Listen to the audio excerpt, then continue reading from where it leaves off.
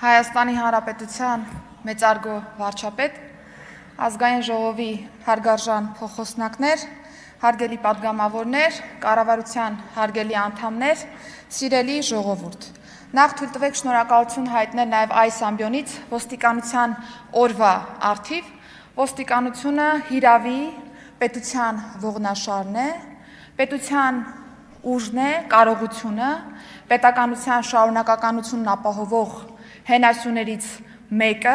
եւ ոստիկանության կարգապահությունը օրենքի գերակայությունն է։ Եվ հենց այս գիտակցմամբ ուզում եմ շնորհակալություն հայտնել ոստիկանության շարքերում գտնվող յուրաքանչյուր ծառայողի խիզախության, նվիրումի եւ պատասխանատու վերաբերմունքի համար իշահ Հայաստանի Հանրապետության հարատեվության։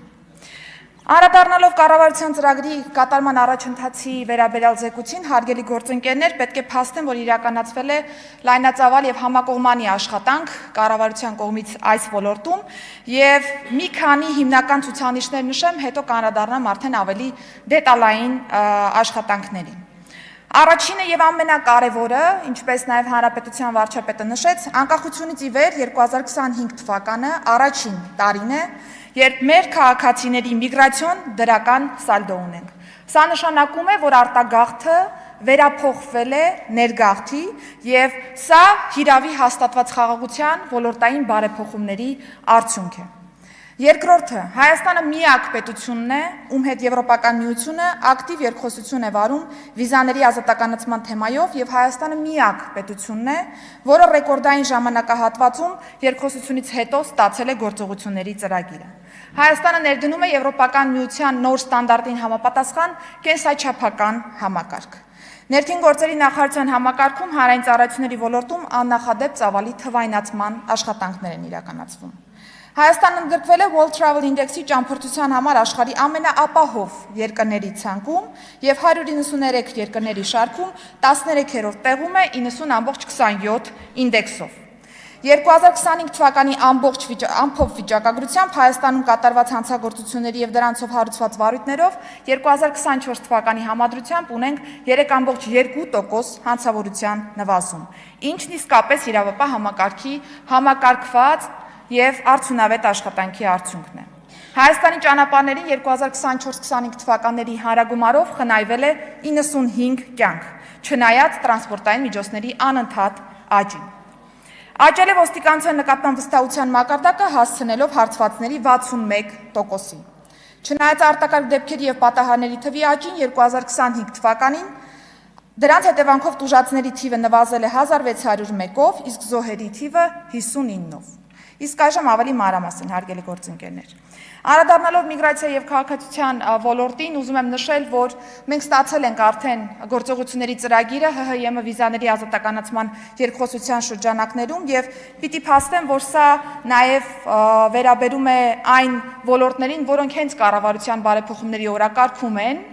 Խոսքս միգրացիոն ոլորտին է վերաբերում, ապաստանի հարցեր, հանրային անվտանգություն, մարդու իրավունքներ, սահմանների համալիր կառավարում, կազմակերպված հանցավորության դեմ պայքար, կոռուպցիայի դեմ պայքար եւ այսպես շարունակ։ Նշեմ, որ նախարարությունը ունի համակարգողի դեր ընդհանուր պետական մարմինների շրջանակներում եւ պիտի փաստեմ, որ առաջին զեկույցը գնահատման պատիվ կունենանք ունենալու մայիսին եւ վստահ եմ, որ երկկողմ դրական արդյունքներ ենք արձանագրելու։ Այս համատեքստում իհարկե անընդհատ հարց է հնչում, չկա մտավախություն, որ վիզաների ազատականացման շրջանակներում մենք ունենանք արտագաղթի ռիսկ դեպի Եվրոպական միություն, հարգելի գործընկերներ, ես ուզում եմ վստահությամբ նշել, որ նմանատիպ մտավախություն Հայաստանի Հանրապետությունը չունի, որովհետև Հայաստանի Հանրապետությունում հաստատված խաղաղության ոլորտային բարեփոխումների արդյունքում է, որ արտագաղթը վերաճել է ներգաղթի եւ այս պայմանների խնամքով պահպանման պայմաններում վստահաբար ներգաղթի միտումները գնալով ավելի կշատանան։ Եռում փուլում է գտնվում նոր կենսաչափական համակարգի ներդրման աշխատանքները, ես արդեն հասցրել եմ տարբեր առիթներով բավական մանրամասն անդրադառնալ այս ոլորտին, ազգային ժողովում, նշեմ, որ մենք այստեղ թռիչքաձև զարգացման լուծումներ ենք նախատեսում, որովհետև վաղուց ի վեր անձնագրային ամբողջ համակարգը բավական հնամաշ է, անձնական տվյալների պաշտպանության մակարդակը ևս բավական ցածր կտրվածքով է գտնվում եւ այստեղ այս լուծումները պիտի թույլ տան արդեն 2026 թվականի աշնանը երաշխավորել լիովին նոր կենսաչափական համակարգ Հայաստանի Հանրապետությունում։ Զուգահեռաբար նշեմ, որ այս պահին ավարտական փուլում է գտնվում նաև անձնագրի ընդհանուր դիզայնի եւ անվտանգային բաղադրիչներին վերաբերող աշխատանքները եւ հուսով եմ առաջիկա օրերին նաև հնարավորություն կունենանք ներկայացնել մեր հանրությանը նաև անձնագրի նկարագիրը։ Իսկ կենսաչափական նույնականացման քարտերը վստահ եմ տեղյակ եք, որ արդեն մեծաքանակ տպագրության փուլում է գտնվում։ Ազգային ժողովի կողմից 2025 թվականի հուլիսի 3-ին ընդունվել է բնակչության պետական ռեգիստրի մասին նոր օրենքը, որը կարևորագույն ռեգիստրն է Հայաստանի Հանրապետությունում, Հայաստանի Հանրապետության բնակչության առումով, եւ 2027 թվականի հունվարի 1-ին արդեն կունենանք նոր ռեգիստր, որտեղ տվյալների տնօրինողը կլինի հենց մեր քաղաքացին եւ կկարողանա տվյալների փոփոխության հայտ ներկայացնել միգրացիա եւ քաղաքացիության ծառայությանը։ Մշակման փուլում է գտնվում նաև այս ոլորտի նոր ռազմավարությունը եւ հատուկ անդրադարձ է կատարվելու նաև Հայաստանի Հանրապետության քաղաքացիության ինստիտուտին, տալով քաղաքացի պետություն հարաբերություններին նոր որակ եւ նաև նպաստելով դրա վերափոխման տեսլականին։ Բնականաբար թվայնացման անդրադարձը մեծածավալ փոփոխություններ են ունեցել թե հանրային ծառայությունների մատուցման ոլորտում, տրանսպորտային միջոցների առուվաճառքն այլևս ծայրից ծայր հնարավոր է իրականացնել թվային հարթակում, վարորդական վկայականներ, հաշվառման վկայագրեր, դրանք ամբողջը հասանելի են թվային տիրույթում, կարիք չկա ունենալու ֆիզիկական կրիչ քաղաքացիների մոտ եւ այլևս բարեկային ծառայությունը նաեւ որևէ ձևով վարչական պատասխանատվության չի ենթարկի այս առումով։ Քաղաքացիական շնորհման եւ դադարի դիմումները ամբողջությամբ թվային պլատֆորմով հնարավոր է ներկայացնել եւ նաեւ ուզում եմ նշել, որ 2027 թվականի հունվարի 1-ի դրությամբ միգրացիա եւ քաղաքացիության ծառայության դեպքում ամբողջովին թվայնացված պատկեր կունենանք եւ հետեւողականորեն կշարունակենք նաեւ մնացյալ ոլորտներում թվայնացման աշխատանքները։ Հարգելի գործընկերներ, մեր բոլոր փոփոխությունների առանցքում նաև կրթության ոլորտն է եւ ես ուզում եմ ուրախությամբ փաստել, որ մենք 2025 թվականի կտրվածքով հասցրել ենք ստեղծել ներքին գործերի նախարարության միասնական կրթահամալիրը, որը պահպանելով լավագույն ավանդույթները, այդուհանդերձ կրթության ոլորտում էական փոփոխություններ է նախատեսել եւ 1 տարվա ընթացքում կրթահամալիրը վերապատրաստվել է շուրջ 13000 հանրային ծառայողի, որն աննախադեպ թիվ է որպես այդպիսին։ Թեև զեկույցի տպագրված տարբերակում դուք կտեսնեք, որ ավարտական փուլում են գտնվում 112 միասնական օպերատիվ կառավարման կենտրոնի ձևավորման աշխատանքները, բայց ուզում եմ փաստել, որ փետրվարի 15-ից կառավարման կենտրոնը գործում է եւ նաեւ բավական դրական ցուցանիշներ ունի քաղաքացուն սպասարկվող զանգերի արձագանքման տեսանկյունից։ Նախարարության համակարգում արդեն իսկ ձևավորվել եւ գործում է հանցավորության վիճակագրության եւ հետազոտական կենտրոնը նպատակ ունենալով ապահովել իրական ժամանակահատվածում այդ թվում արհեստական բանականության գործիքների կիրառմամբ վերլուծական խոշոր բազա, որը հիմք կհանդիսանա տարբեր ոլորտների քաղաքականությունները մշակելիս եւ նաեւ հարամատչելի տեղեկատվություն կգեներացնի հենց մեր հանրության համար, որպեսզի քաղաքացին կարողանա նաեւ հետեւել տվյալների փոփոխությանը։ Ինչպես նշեցի, մենք ունեցել ենք 3.2% հանցավորության նվազում 25 թվականի կտրվածքով եւ ես ուզում եմ նշել, որ այստեղ մեզ համար կարեւոր է եղել նաեւ մեթոդաբանական փոփոխությունը վիճակագրության ասպարեզում, որովհետեւ տարիներ շարունակ մենք կենտրոնացել ենք միայն հաշվարկի մեխանիզմի վրա, բայց երբեք չենք իդենտիֆիկացրել դեպքերը երբ են տեղի ունենում, արդյոք տվյալ տարվա կտրվածքով են դեպքերը թե ոչ, եւ այստեղ կարեւոր է, որ կոնկրետ տարին գնահատում ենք կոնկրետ տարվա կտրվածքով տեղի ունեցած իրադարձություններով, աճել է նաև բացահայտման ցուցանիշը, թե անձը հայտնի լինելու հանգամանքով եւ թե նաև առաջադրված մեղադրանքի տեսանկյունից։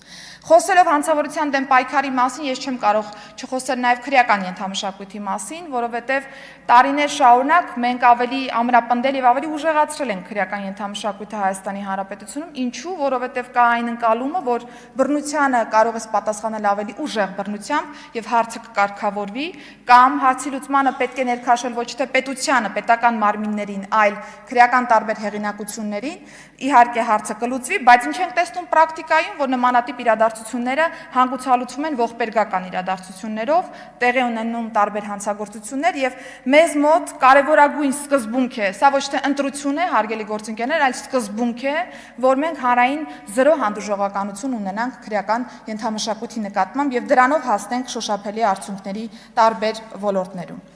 Ինստիտուցիոնալ զարգացման տեսանկյունից բնականաբար զեկույցում կգտնեք բազմաթիվ քայլերի մասին մանրամասն տեղեկատվություն, թե ոստիկանության գվարդիայի ձևավորման առնչությամբ, գիտեք, որ նոյեմբերի 1-ից գործարկվել է ոստիկանության գվարդիան եւ պիտի փաստեմ, որ հավաքները սպասարկողի ընդհանուր նեգատիվ պատմությունից մենք տրանսֆորմացիա ենք ենթարկել այս փորձառությունը ավելի դրական փորձառության եւ մեր քաղաքացիները այսօր նաեւ ոստիկանության գվարդիայի աշխատանքը գնահատում են հանցագործությունների բացահայտմամբ, քաղաքացիներին տրամադրվող նաև օգնությամբ եւ օժանդակությամբ։ Բարեկային ծառայությունը շարունակել է զարգանալ մի շարք ուղղություններով եւ ես նշեմ, որ ծառայությունը բավական մեծ կշիռ ունի հանցագործության բացահայտման տեսանկյունից եւ ի տարբերություն 2024 թվականի 25-ին շուրջ 15000 հանցագործության դեպք բացահայտվել է հենց բարեկային ծառայողների կողմից։ Երթևեկության անվտանգության տեսանկյունից անզիջում եւ հետեւողական աշխատանքի ցուցիչներից է այն, որ տրանսպորտային միջոց վարելու իրավունքից զրկվել է 5435 անձ, որից 90.1%-ը եղել է ոչ սթափ վիճակում տրանսպորտային միջոցը վարելու արդյունքում,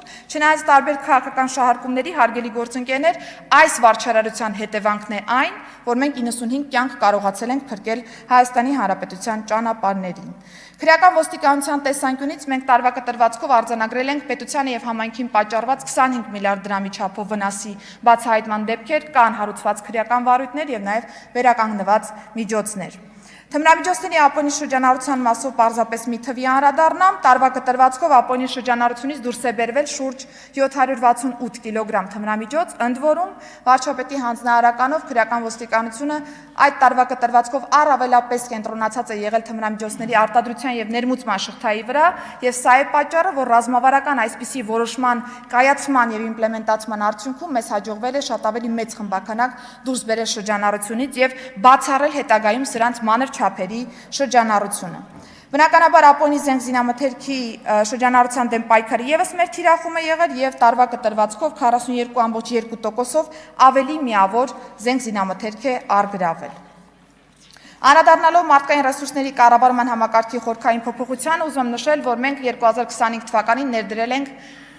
ուժային միջոցների գործադրման նոր ստանդարտ Հայաստանի Հանրապետությունում եւ մեր նպատակն է այնպես անել, որ ուժային միջոցների գործադրման ստանդարտը դառնա ծառայողի մարմնի հիշողության մաս եւ թույլ տա մեզ շատ ավելի լավ պրակտիկա ունենալ ոստիկանական աշխատանքի տեսանկյունից։ Հանվել են տարիքին, հասակին, քաշին վերաբերող սահմանափակումները ոստիկանության ընդունելության շրջանակներում եւ ես ուզում եմ նշել, որ բավական մեծ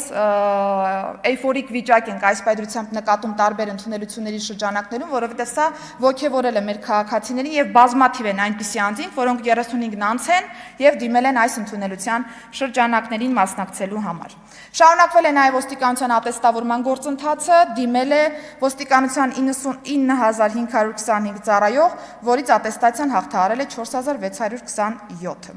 Անդրադառնալով հակիրճ նաեւ աղետների ռիսկի կառավարման ոլորտին, ուզում եմ նշել, որ այս ոլորտը բավական խոշոր ոլորտներից է, չի վերաբերում միայն ներքին գործերի նախարարությանը, բայց մենք ստանձնել ենք աղետների ռիսկի կառավարման նոր ռազմավարությամբ հանձնառություն պետության անունից այս ոլորտում էական փոփոխություններ բերելու եւ ազգային ժողովի հետ սերտ գործընկերության արդյունքում մենք ընդունել ենք աղետների ռիսկի կառավարման եւ բնակչության պաշտպանության մասին նոր օրենքը, որը այս ոլորտում պետական քաղաքականության հետ կապված նոր հիմնաքարային մոտեցումներ է առաջ քաշում, թե տեղական կտրվածքով, թե մարզային կտրվածքով եւ թե նաեւ հանրապետական կտրվածքով։ Վերանայվել է տեխնիկական անվտանգության ապահովման ոլորտում պետություն մասնավոր հատված գործառույթային հարաբերակցությունը, նշեմ, որ քաղաքականությունը հետեւյալն է։ Պետությունը մշակում է քաղաքականություն, սահմանում դրան հետևելու կանոնները, վերահսկողական գործիքները, իսկ մասնավորը ազատ շուկայական պրոցեսների պայմաններում կարողանում է դիմել եւ ստանձնել այս ոլորտում փորձաքննությունների իրականացումը։ Այս տրամաբանության հողի վրա իրականացման պայմաններում 2025 թվականի նոյեմբերի 1-ից լուսարման process-ում է տեխնիկական անվտանգության ազգային կենտրոն ՊՕԱԿ-ը, հարթակը թողնելով մասնավոր ոլորտին։ Կառավարության կողմից սահմանվել է նաև ավտոտրանսպորտային միջոցների հեղուկ վառելիքի լցավորման կայանների կառուցվածքի, հեղուկ վառելանյութի պահման, վաճառքի, պահեստավորման, առաքման, փոխադրման, բաշխման եւ լցավորման կայանների անվտանգ շահագործման տեխնիկական անվտանգության կանոնները։ Իհարկե նոր ենք մտնում այս ոլորտ, ուզում եմ սա հատուկ շեշտադրել, որովհետեւ սա առանձնացրել ենք որպես կարևորագույն տեխնիկական անվտանգության կանոն, որը որ պիտի ենթարկվեր վերանայման, բայց բազմաթիվ են այնպիսի կանոնները, որոնք նաեւ փոխհատվում են քաղաքաշինական նորմերի հետ եւ մենք այս պայծրությամբ բավական ակտիվ գործընկերների հետ նաեւ այս ուղղությամբ ենք աշխատում։ 25 թվականին մշակվել եւ հավանության է արժանացել փրկարար ծառայության զարգացման հայեցակարգը, որը նոր տրամաբանություն է բերելու նաեւ փրկարար ծառայության աշխատանքի տեսանկյունից, հաստատվել է ծառայողների վարքագծի նոր կանոնները, մինչ այս պահում մենք չունենք նմանատիպ վարքագծի կանոններ ծառայողների մասով, կարևոր քայլ է եղել նաեւ սա էթիկայի եւ պատասխանատվության ինստիտուտների զարգացման համար հենց փրկարար ծառայությունում։ Պիտի նշեմ, որ կրթական ոլորտի փոփոխությունների տեսանկյունից փրկարարծարությունը եւս անմասն չի մնացել եւ փրկարար կարելի է դառնալ բացառապես ներքին գործերի նախարարության կրթահամալիրի կրթական խողովակով անցնելու պայմաններում։ Շարունակվել են կամավորական հուշոջ փրկարարական հենակետերի ձևավորման եւ ծառայության ենթակառուցվածքների զարգացման աշխատանքները։ Մենք բացել ենք նոր նաեւ կայաններ փրկարարական եւ 2025 թվականին թիվն ավելացել է եւս 2-ով Մեղրաձորում եւ Արագածավանում։ Ծառայությունը համալրվել է նաեւ գույքով 18 հուշոջ փրկարարական նոր մեքենաներ են տրամադրել ծառայությանը, որպեսզի այն ժամկետը, որը որ մենք նախատեսում ենք քաղաքացուն սպասարկող ահազանգի տեսանկյունից, դա լինի իրատեսական եւ ծառայողները ունենան հնարավորություն սպասարկելու։ 2025 թվականի ընթացքում փրկվել է ծառայության կողմից 202 մարդու կյանք եւ նաեւ նշեմ, որ արտակարգ դեպքերի եւ պատահարների հետևանքով, ինչպես փաստեցի, զոհերի թիվն ըստ էության նվազել է։ Փրկարար ծառայողների ատեստավորման գործընթացը եւս շարունակական է եղել։ Գիտեք, որ թե ոստիկանների, թե փրկարար ծառայողների դեպքում մենք կրկնապատկում ենք գրեթե ատեստավորման արդյունքում տրվող վարձատրությունը եւ ես ուրախությամբ պիտի փաստեմ, որ թե ոստիկանական շարքում եւ թե նաեւ փրկարարական շարքերում կան մեր ծառայողները, որոնք որ գերազանց են նաեւ ատեստավորվել եւ այսօր ատեստավորված փրկարարը ստանում է շուրջ 557,000 դրամ դրամական բավարարում, նախկին 297,540 դրամի փոխարեն։ Մեկնարկել է նաեւ սեյսմիկ դիտացանցի ամբողջական եւ լայնամասշտաբ արդիականացման աշխատանքները, սա եւս կարեւոր նշանակություն ունի դիմակայուն պետություն ունենալու տրամաբանության մեջ եւ փաստեմ, որ ներքին գործերի նախարարության սեյսմիկ պաշտպանության տարածքային ծառայությունը սեյսմոլոգիական ցանցի տեսանկյունից պաշտոնապես միացել է թվային սեյսմոգրաֆների ցանցի միջազգային ֆեդերացիային, որը նաեւ գնահատական է Հայաստանի Հանրապետության կատարած աշխատանքին։ Հարգելի գործընկերներ, թերևս այսքանը, սիրով կպատասխանեմ հարցերին, եթե այդպիսիք լինեն։ Շնորհակալություն զեկույցի համար, Տիկին Սարգսյան։